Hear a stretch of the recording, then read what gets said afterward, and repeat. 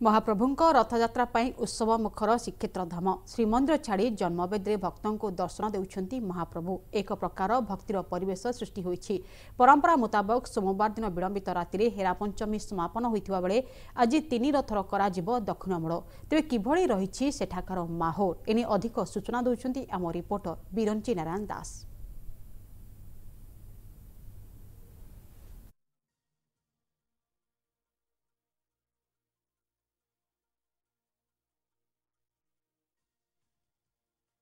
सेवायत एवं जेटीपी मध्य वाद विवाद देखा देइथिले मध्य तार समाधान हो सारी एवं महाप्रभुंकर जो हेरा पंचमी नीति विलंबित रात्रि हेले मध्य परंपरा मुताबक हेरा पंचमी नीति मध्य संपादित हो सारी।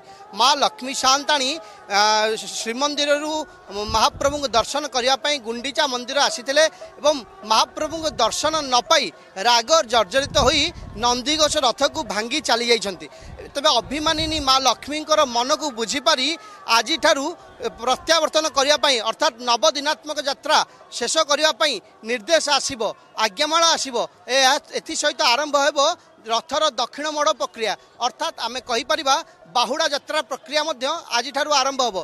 तेबे गतकाली रातिर एई मुहूर्त को बहुत भक्त माने मध्य उपभोग करथिले एवं आज मध्य आपण देखि पारथिबे महाप्रभु को आड़प मंडप दर्शन करिया पई भक्तों को भीड़ जमीछि। गोटे पर गोटे भक्त मंदिर भितर प्रवेश करुछन्ते एवं महाप्रभु को आड़प मंडप दर्शन करने सह महाप्रसाद मध्य खाउछन्ती। तेबे आम सहित अच्छी गवेषक अच्छी जीवन शतपथी तांको सहित आलोचना करवा गतकाली हेरा पंचमी नीति किभଳି थिला एवं आज जो दक्षिण मोड़ प्रक्रिया आरंभ हो महाप्रभुंकर ये केतेबेले हेबो एवं यार महत्व कौन रही से संपर्क बुझा कौन कहे। आज बाहुड़ा यात्रार प्रक्रिया आरंभ होउछि आउ किछि समय पर दक्षिण मोड़ करा जिवो ए प्रक्रिया कौन काहे करा जाए। जय जय जगन्नाथ जय जय जगन्नाथ जय जय जगन्नाथ। महाप्रभु होउछन्ति भाव विनोदिया ठाकुर तेणु ये जो भक्तंकर भाव को बुझी महाप्रभु देउलरू ये पीढ़ा देउल पर्यंत भाव को विंची देइछन्ति। यही भाव आज प्रस्फुटित हेउछि पदार्पित करुछि आउ एक केंद्र बिंदु को कौन से केंद्र बिंदु आज होउछन्ति सप्तमी तिथि। यही सप्तमी तिथि अष्टमी तिथि नवमी तिथि रे महाप्रभु एक अलौकिक लीला प्रदर्शन करिवे। ये हेइजिव श्री क्षेत्र नुहे ये हेइजिव राधांकर क्षेत्र अर्थ ये हेइजिव वृंदावन। तेणु कुहा जामति भागवत उद्घोषण करे उदात स्वर रे धन्यम वृंदावनम तेनम भक्तर नृत्यंति यत्र अत्र सेठी भक्ति नृत्य करंती जोटी वृंदावन धाम। आज से वृंदावन धाम हो यही भावमय श्रीक्षेत्र आड़प मंडप ये आड़प मंडप रे 3 दिन महाप्रभु महारासलीला अनुष्ठित करिवे।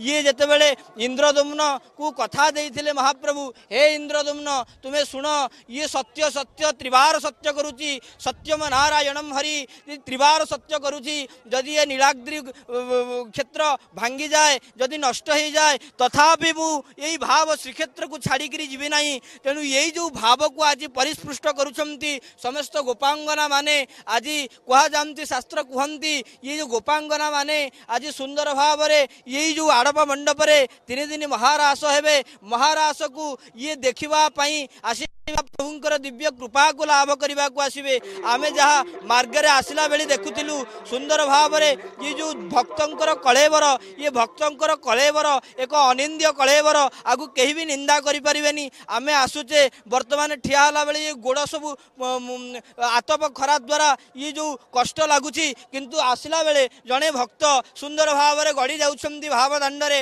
बड़ दांडरे गड़ी जाउछन्ति प्रभु ऊर्ध्व बाहु तोली महाप्रभु को कृपा करुछन्ति अकृपा कृपा नयन रे चाही महाप्रभु को भाव निवेदन करुछन्ति। तुम्भे न रखिले प्रभु आनके रखिब अरक्ष रक्षण बाना कलंकित हेब।